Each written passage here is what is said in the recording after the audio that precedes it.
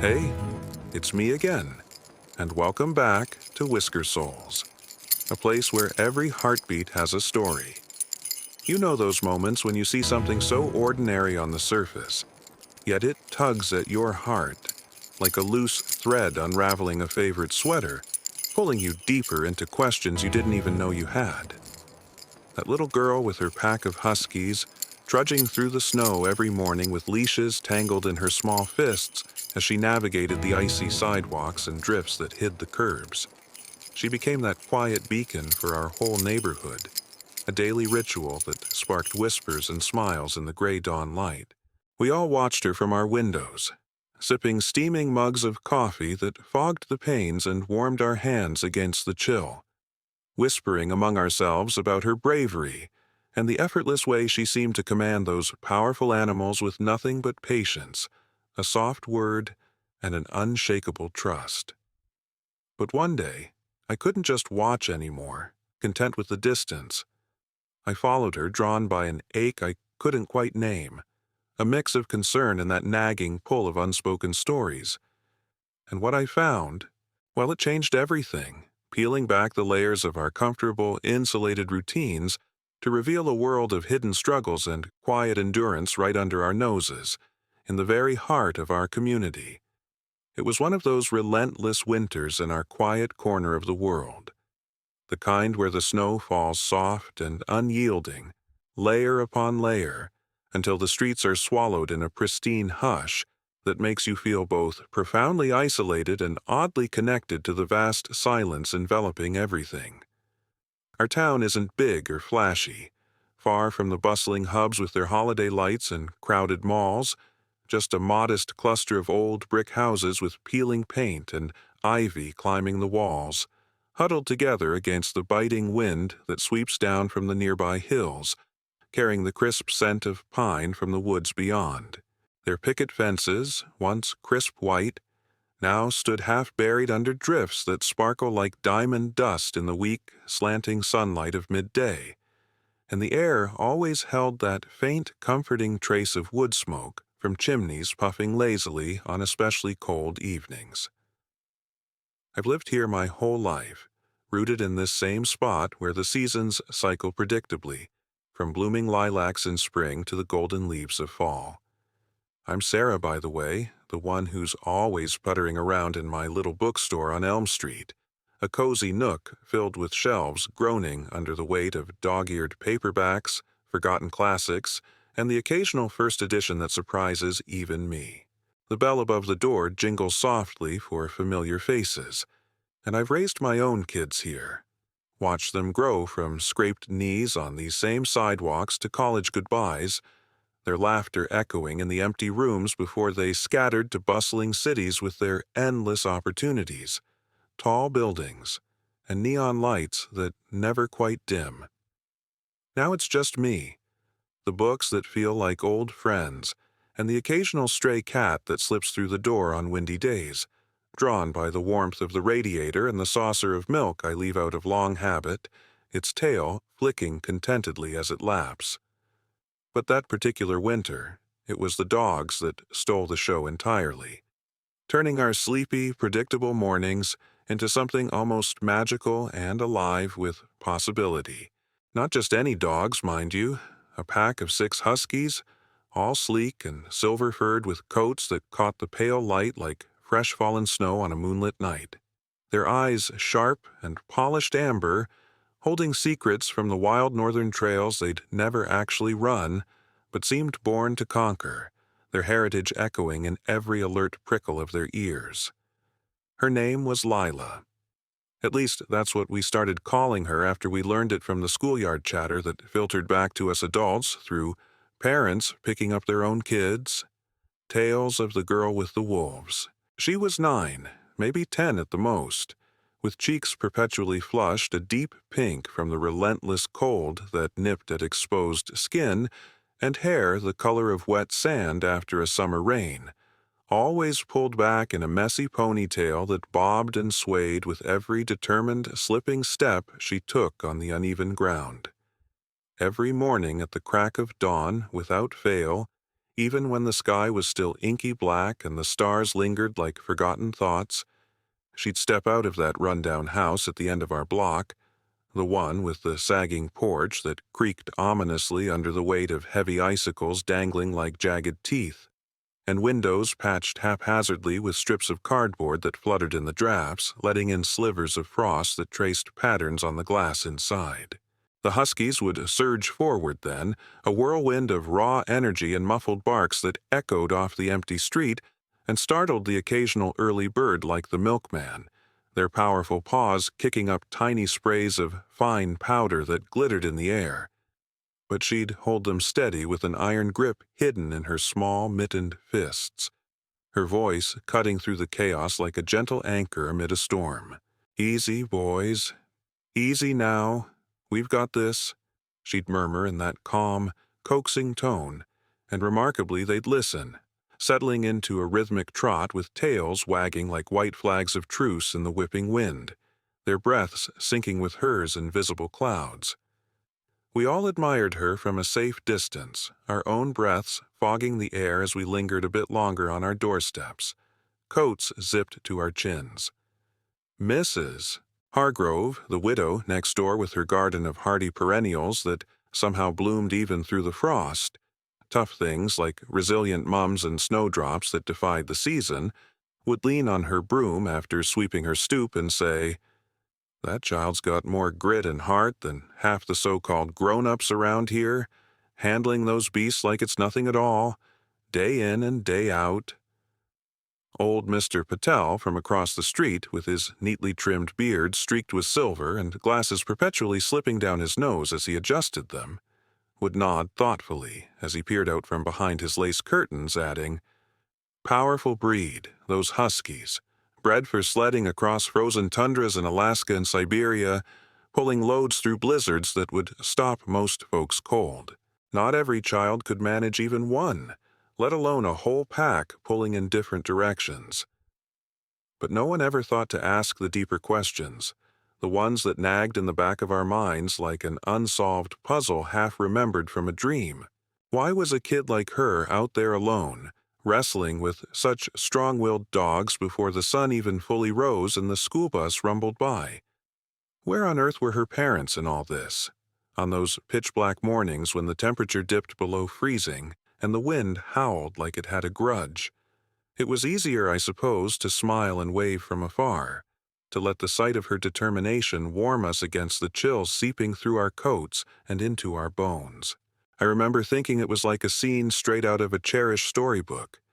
A brave girl and her loyal wolves, taming the wild heart of winter with nothing but trust, quiet command, and the unbreakable bond that showed in every shared glance. Little did I know how much more lay beneath that picture-perfect surface. Layers of hardship that mirrored real struggles I'd read about in news clips from rural towns hit hard by factory closures. But curiosity has a way of creeping in like the first hints of spring under the snow, doesn't it? Slow at first, a subtle thaw, then insistent until it pulls you along with a force you can't ignore.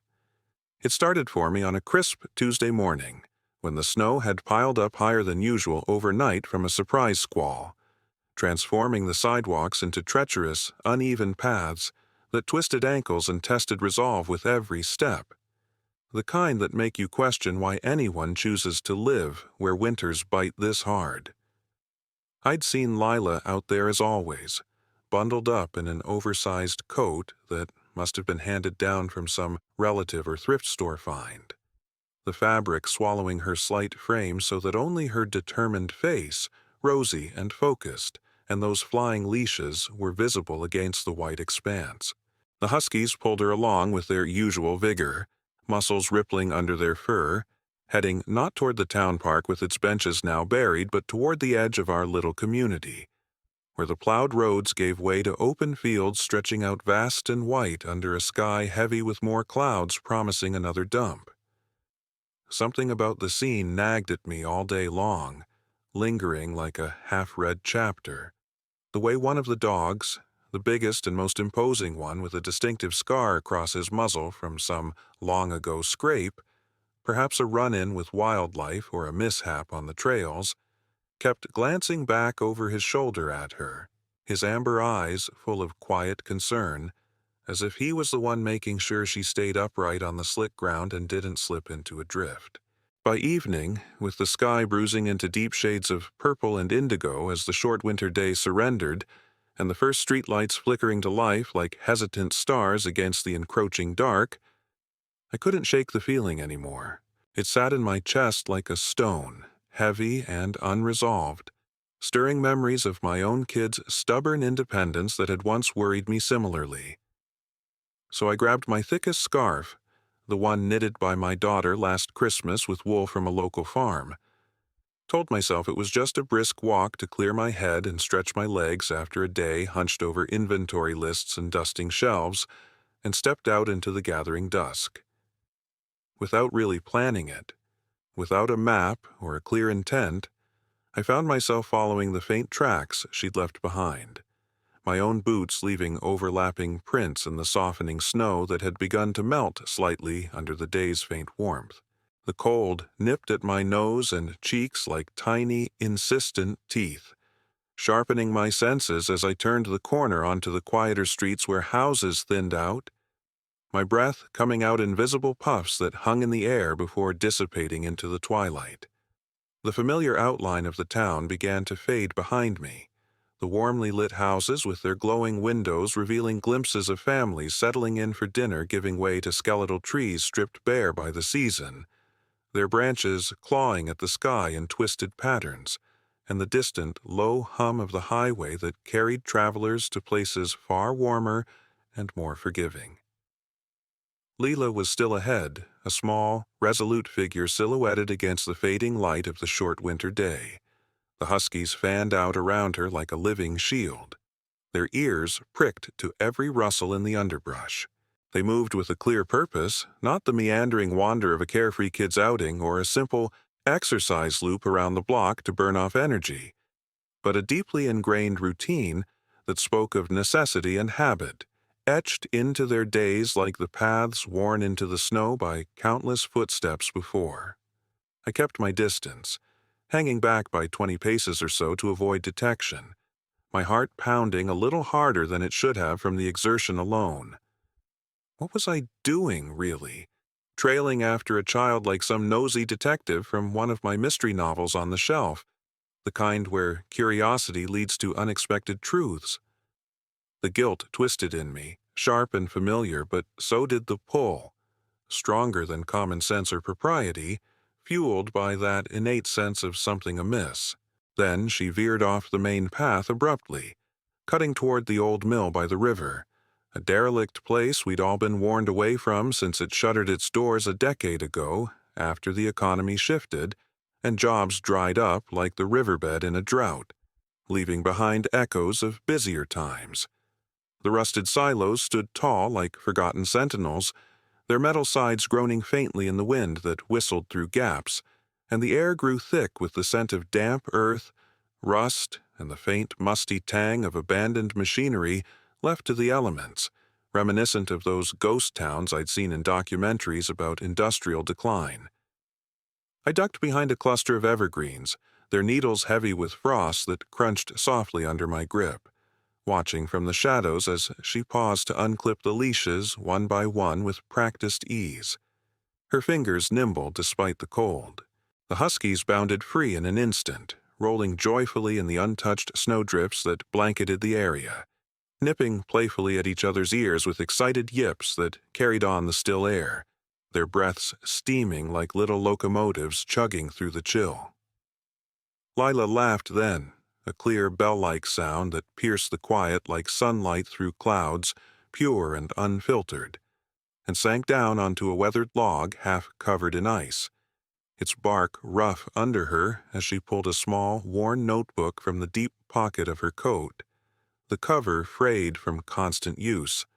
She scribbled in it furiously, her pencil scratching softly against the paper, pausing now and then to glance at the dogs with a fond smile while they reveled in their brief freedom. They weren't just pets to her, that much was clear even from afar. They were her companions, her confidants, each one bursting with distinct personalities that shone through in their movements and interactions, much like the working dogs in Alaskan villages that bond so deeply with their handlers. Kodiak, the scarred leader with his broad chest and wise, unblinking gaze that seemed to see right through pretenses, exuded a calm authority, like an old trail guide who'd weathered every storm and come out steadier. Luna, the sleek female with a mischievous glint in her eye and a lighter step, was the playful heart of the group, always circling back to drop a paw on Lila's boot for attention or to steal a quick nuzzle. Then there was Shadow, the quiet observer who melted into the white landscape with his pale coat, preferring to watch from the edges. Blaze, the energetic one with boundless stamina that made him chase his own tail in endless circles or dart after imaginary prey. Finn, the gentle giant whose size belied his soft nature, pausing to sniff every new scent as if cataloging the world in meticulous detail. And Little Echo, the runt of the litter with a slight limp from an old injury, who stuck closest to Lila's side, his small frame vibrating with unwavering loyalty and a determination to keep up no matter what. That's when I noticed the subtle shift in their play. It wasn't mere frolicking for the sake of it. Kodiak nosed purposefully at the underbrush near the mill's perimeter, his paws pawing insistently at a section of chain-link fence that was half buried and half hidden by the accumulating snowdrifts, the wire bent and rusted from years of neglect and weather's wear, much like the fences around abandoned farms I'd passed on road trips. Lila joined him without hesitation, her small hands tugging at the weakened spots until a gap widened just enough for them to slip through single file, their forms disappearing into the yard. My pulse quickened as I crept closer, the snow muffling my steps like a conspirator, and I followed suit, squeezing through the opening with a rustle that made me hold my breath, thorns snagging my sleeve. The mill's yard unfolded before me like a hidden graveyard of industrial relics, rusted barrels tipped on their sides and spilling forgotten contents, shattered wooden crates splintered by time and frost, and scattered debris that crunched underfoot, from twisted metal scraps to faded warning signs peeling at the edges. In the center, sheltered from the worst of the wind by the looming structures, stood a makeshift camp pieced together from scavenged tarps, stretched taut over pallets and old barrels for walls. Fragile but defiant in its ingenuity, the kind of survival setup you hear about from folks weathering economic hardships in rural pockets. A thin wisp of smoke curled lazily from a tiny fire pit ringed with stones scavenged from the riverbank, the flames flickering low and orange against the encroaching dark, casting wavering shadows that danced across the snow. And there, huddled close to the warmth on a threadbare blanket that had seen better days, was a woman. She was painfully thin, her frame swallowed by layers of mismatched clothes pieced from whatever was at hand. An old flannel shirt over a threadbare sweater, with hollow cheeks shadowed by exhaustion and eyes that darted nervously like those of a wild creature sensing danger in the underbrush.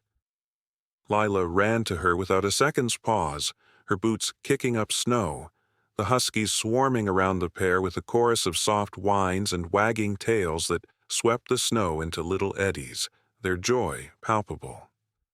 "Mommy, I brought them all.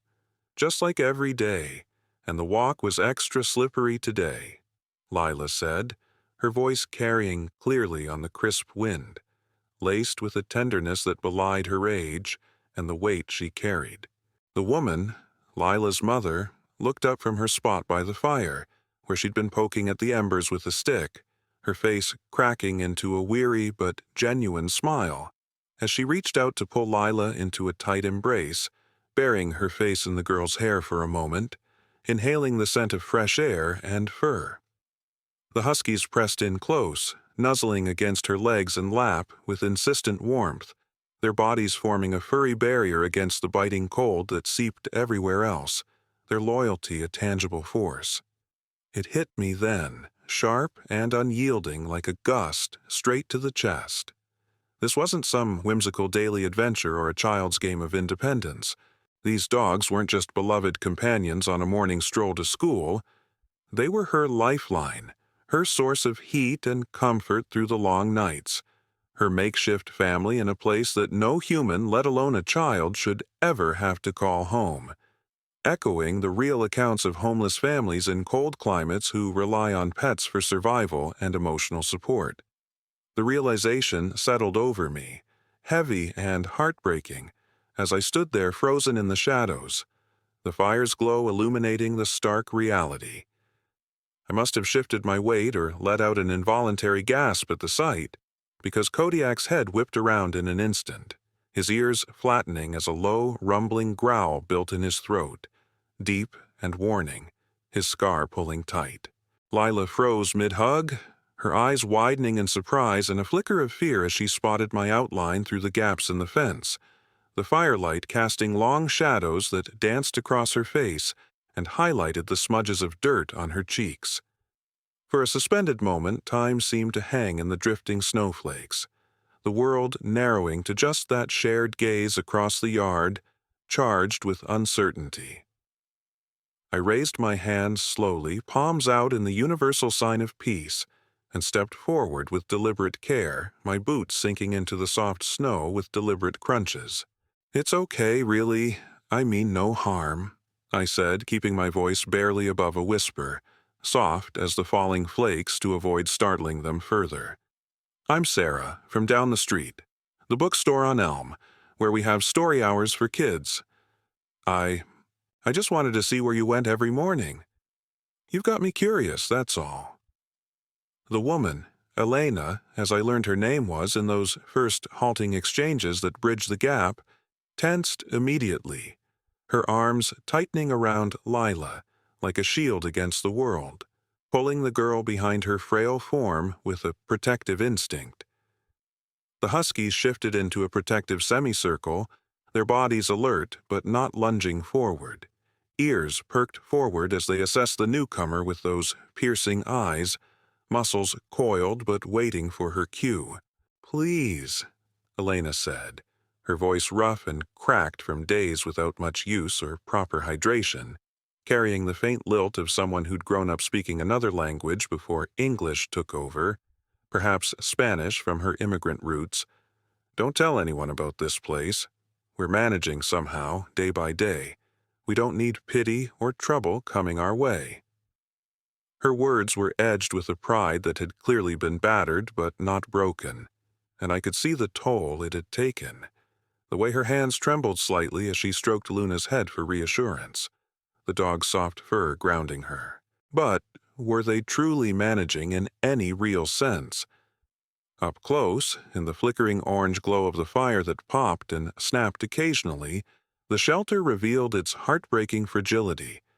A single thin blanket spread over the packed dirt floor that had turned to mud in spots. Scattered empty cans that had once held soup or beans from food banks now serving as makeshift reflectors for the heat, arranged to bounce warmth back toward the center, and the dogs themselves curled up tightly to share their own body warmth, their flanks rising and falling in unison like a living furnace. Elena began to explain in fits and starts, her story unfolding like a fragile letter from a bottle washed ashore, pieced together between sips from my thermos. She'd been sick for months, a lingering cough that started after she lost her job at the old factory when the machines went quiet for good.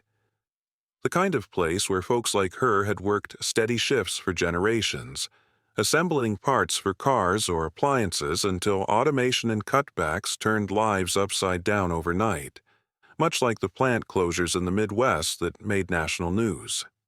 Her husband had walked out not long after, packing his bags in the dead of night and taking whatever cash and valuables he could grab from the drawers, leaving behind only mounting debts, eviction notices, and a silence that echoed louder than any argument.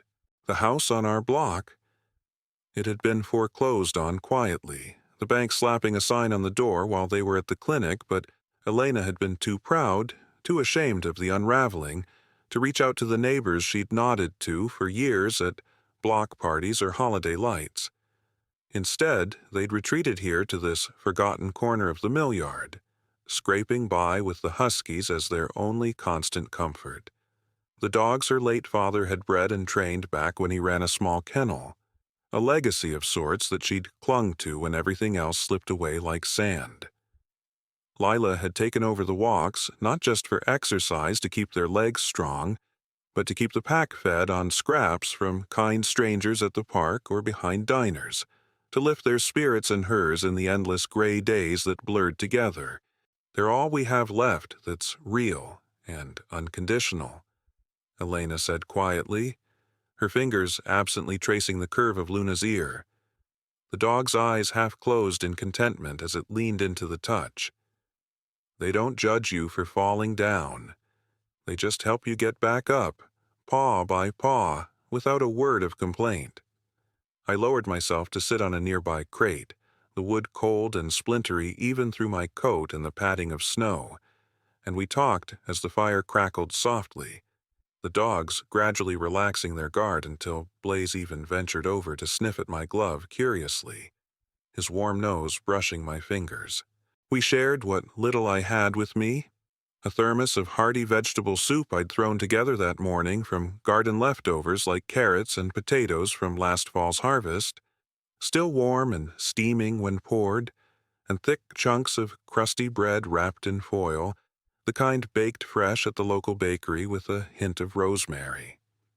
The huskies devoured their portions gratefully, tails thumping rhythmically against the frozen ground like a makeshift drumbeat, while Lila nibbled hers with wide-eyed politeness, offering me a shy thank you that melted something in me. She showed me her notebook then, holding it out with shy pride, the pages filled edge to edge with pencil drawings of the huskies in heroic imaginative poses, pulling sleds across starry skies, or guarding hidden treasures in enchanted forests, alongside short stories she'd penned in a careful looping script that showed a budding talent. Kodiak's the brave one, see, with his scar like a badge? She pointed out, tapping a sketch where he stood tall against a blizzard, fur whipping in the wind. He saved me once from a sneaky fox in the woods behind the school. Well, it was more like he scared it off with his deep bark that echoed forever, but it felt like saving, like in those books about adventure dogs. It was pure child's fancy, woven with the vivid details only a kid can muster from her own experiences, but in her earnest eyes, bright with the fire's reflection, it rang with absolute truth, and it warmed me from the inside out more than the meager flames ever could, reminding me of the stories my own children used to tell about our family pet. By the time the stars began to prick the velvet sky overhead, sharp and countless in the clear cold, and the temperature deepened to a bone chill that made our words hang shorter, I stood to leave, promising I'd return the next day with proper blankets from my linen closet, more substantial food like canned goods and fresh fruit, and maybe some treats for the pack, jerky bits that Max loved back home. As I slipped back through the fence, careful not to snag again, the encounter lingered like the smoke in the air, acrid and lingering. Something had shifted irrevocably in me, a quiet awakening that stirred the dust on my soul. I'd always been the quiet observer in life, content to lose myself in the stories of others through the pages of my books and the gentle rhythm of my solitary days, recommending tales of resilience to customers without ever stepping into my own. But Lila and her devoted huskies, they reminded me, in their raw, unspoken way, that the most compelling stories aren't confined to ink and paper. They're alive in the everyday lives we touch, in the silences we finally choose to break with the simple act of reaching out, much like the community efforts I've heard about in books on social change. The next morning, I didn't just peer from my window with my coffee cooling in hand, the mug's warmth seeping away. Instead, I bundled up early before the sky lightened fully, clipped on Max's leash, my old yellow lab, who's been my shadow since the kids left, with his graying muzzle, soulful brown eyes, and endless patience that makes him the perfect companion for quiet evenings. and joined Lila on her route as she emerged from the shadows of the mill, her breath visible in the dawn. He trotted alongside the huskies like he'd been part of their pack all along, sniffing greetings and occasionally bumping noses with Finn in a show of instant camaraderie, their tails wagging in unison. The neighbors noticed right away, of course, their curiosity piqued by the unusual sight of the expanded group crunching through the snow. Mrs. Hargrove called out from her frosted porch, her voice carrying over the crunch of snow under boots. "Everything all right over there, Sarah? You joining the morning brigade now with that old boy of yours?" I waved her over with a smile that felt genuine for the first time in weeks, explaining just enough about the situation to spark concern without alarming anyone into overreaction. And before long, word rippled through the block like a shared secret passed at a coffee klatch. Mr. Patel rummaged in his garage amid boxes of holiday decorations and emerged with bags of high-quality kibble he'd been saving for his own terrier, a feisty little Jack Russell, insisting the huskies needed better than scraps to keep their energy up for those long walks. A young couple from 2 doors down, both volunteers at the local animal shelter where they'd met years ago fostering litters of kittens and puppies during peak seasons, showed up unannounced with sturdy new leashes made of durable nylon, proper collars embroidered with reflective strips for safety in the dim light, and even a few toys to keep the dogs engaged. Squeaky balls and tug ropes that soon became favorites. Even Dr. Ellis, the no-nonsense veterinarian who runs the clinic on Main Street with his steady hands, gruff bedside manner honed from years of farm calls, and a soft spot for underdogs, made a house call of sorts to the mill, his pickup truck loaded with vaccines, deworming treatments, and checkup kits that included everything from thermometers to nail clippers.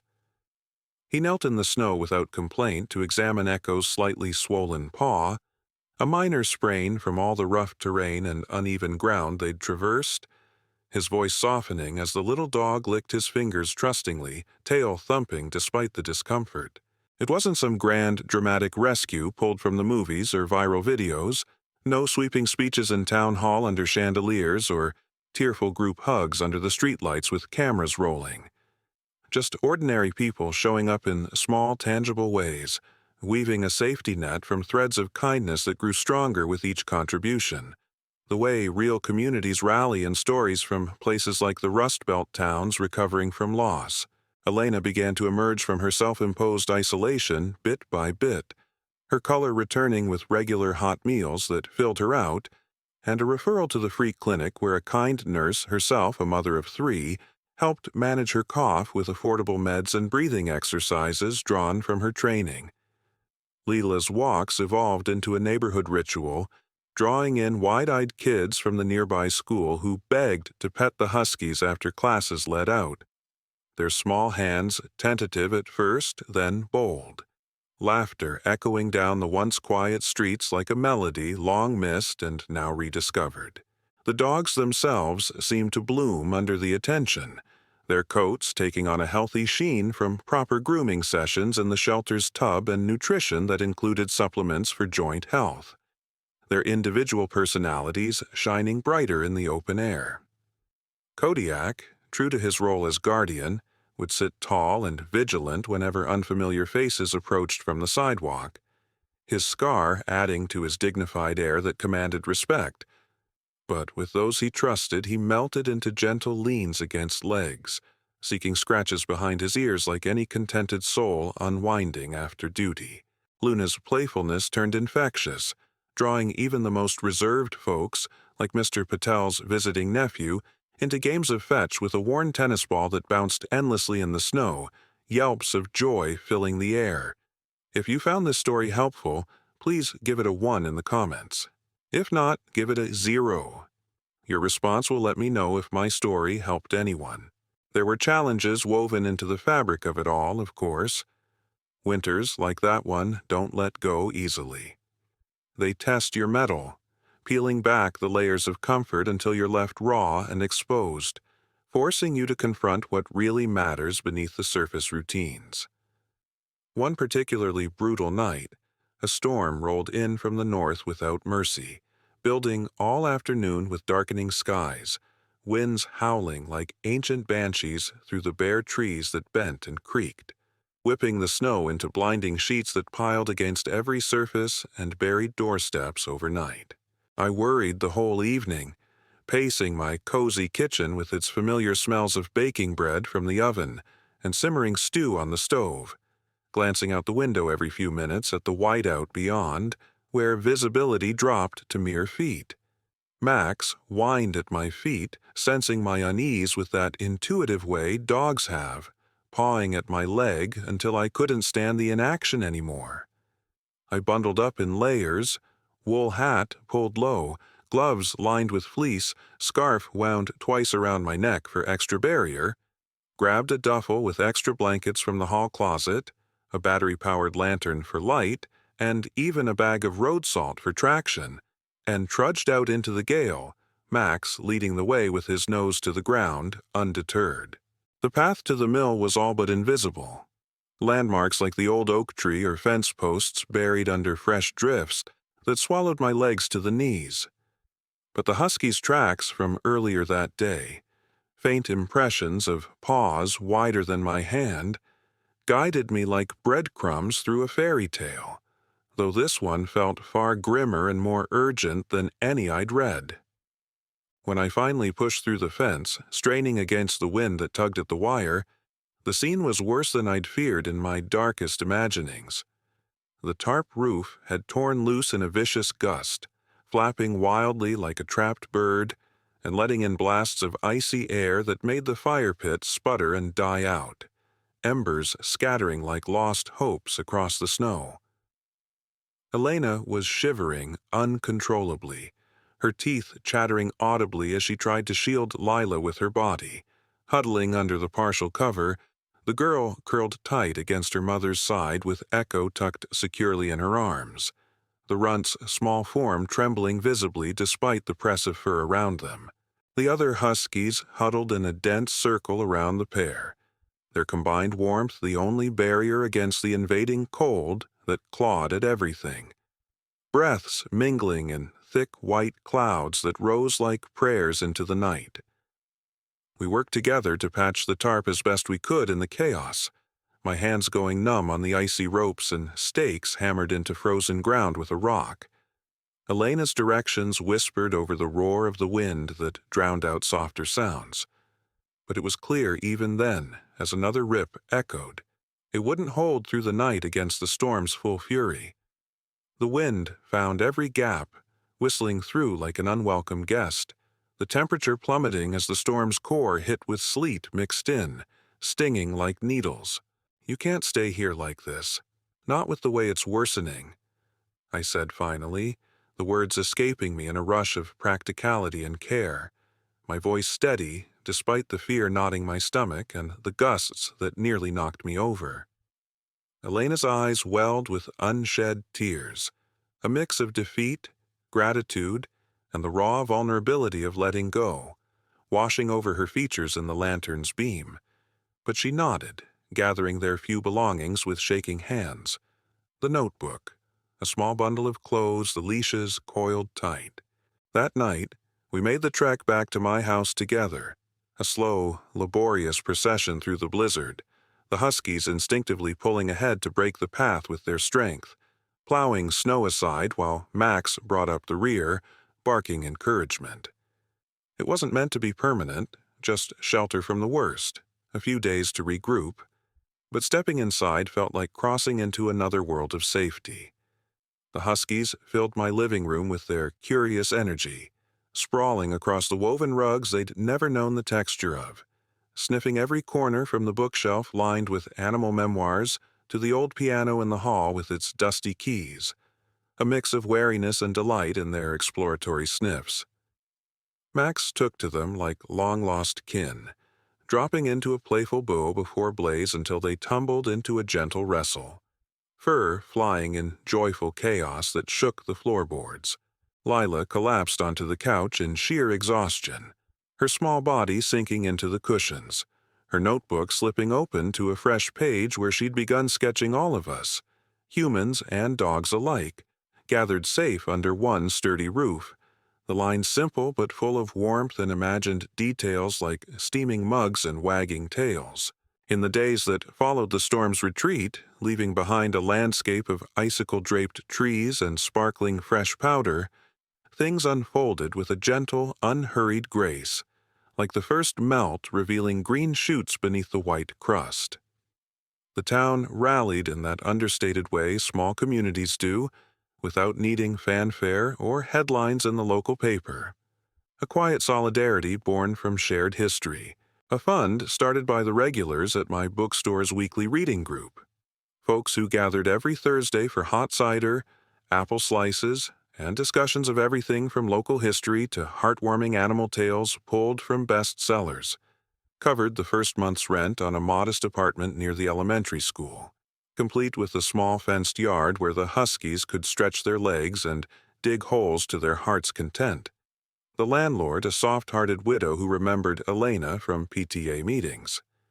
Dr. Ellis didn't just waive his fees for Elena's ongoing treatments, covering checkups and meds from his own discretionary fund.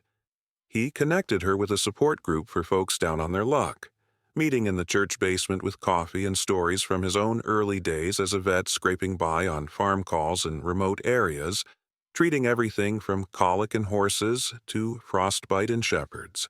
The shelter volunteers stepped up too, finding temporary foster homes for Shadow and Finn during the transition. Homes with families who understood the breed's needs, like daily runs to burn off that Siberian energy and mental puzzles to keep their minds sharp, though Lila put her foot down firmly about keeping the core pack together at night. Their family, all of them, and splitting them would break something, she insisted one afternoon over cocoa at my kitchen table, the steam rising in curls as she stirred marshmallows, her chin set in that stubborn way that reminded me so much of my own daughter at that age standing up for her beliefs, and we all listened, adjusting plans accordingly because who could argue with such pure conviction rooted in love? I took on more of the walking duties myself, falling into step with Lila most mornings before school, learning the nuances of each dog up close through shared miles. How Shadow loved to chase individual snowflakes as they spiraled down from the sky, pausing mid-stride to snap at them with precise focus and a playful shake of his head.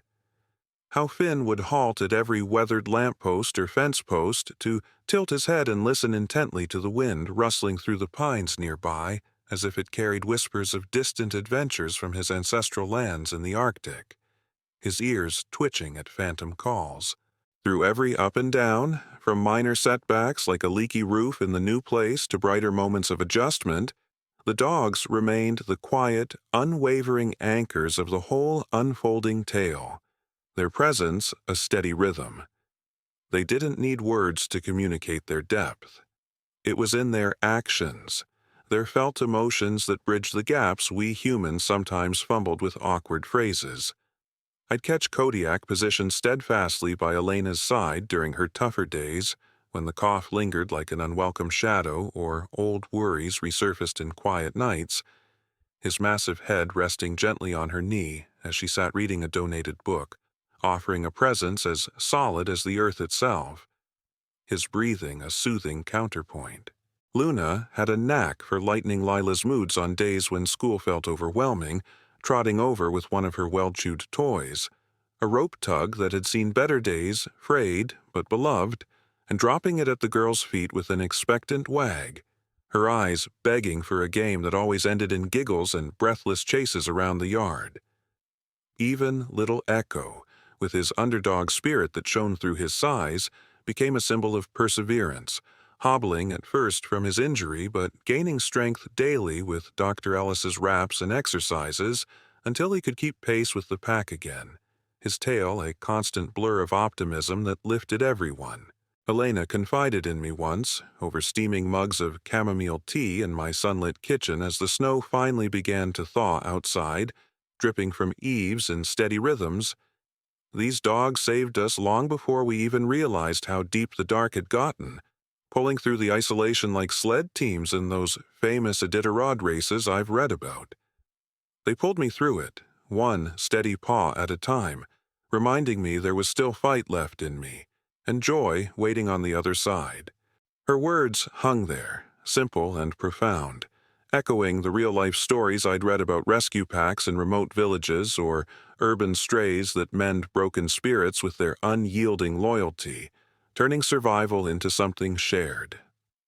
Spring arrived eventually, tentative at first with crocuses poking through the melting drifts in purple and yellow bursts, then in full force as the snow turned to rivulets that gurgled along the curbs and soaked into the earth, carrying away the winter's heavy burdens toward the river with a musical flow.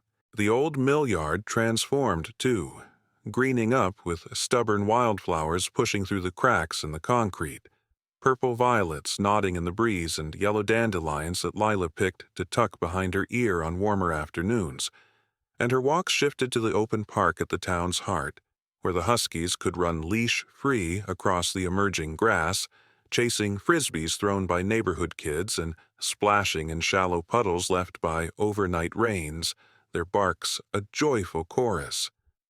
I watched her grow through it all, her steps surer and more confident with each passing week, her laughter brighter and more frequent, carrying on the breeze like birdsong that drew smiles from passers-by.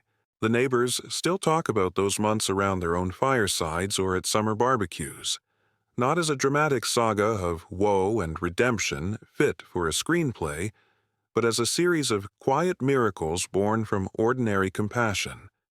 How a single child's courage, wrapped in the devotion of her canine family, sparked something deeper in all of us, reminding us to look beyond our own fences and into the lives brushing against ours.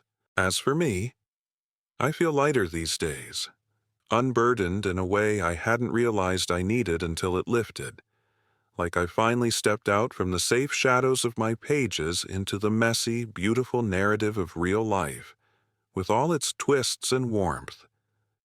Whisker Souls isn't just a channel for sharing tales from afar. It's become a living reminder for me that every story, even the hardest ones forged in the cold grip of winter, holds a heartbeat worth uncovering, nurturing, and passing on to others who might need it.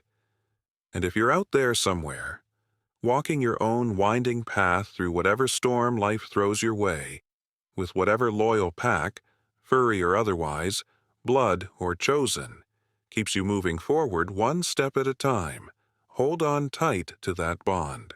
Reach out when the curiosity tugs at you. Follow those tracks through the uncertainty and the drifts, and see where they lead with open eyes. There's warmth waiting just beyond the next bend, a circle of quiet strength ready to welcome you home, paw in hand.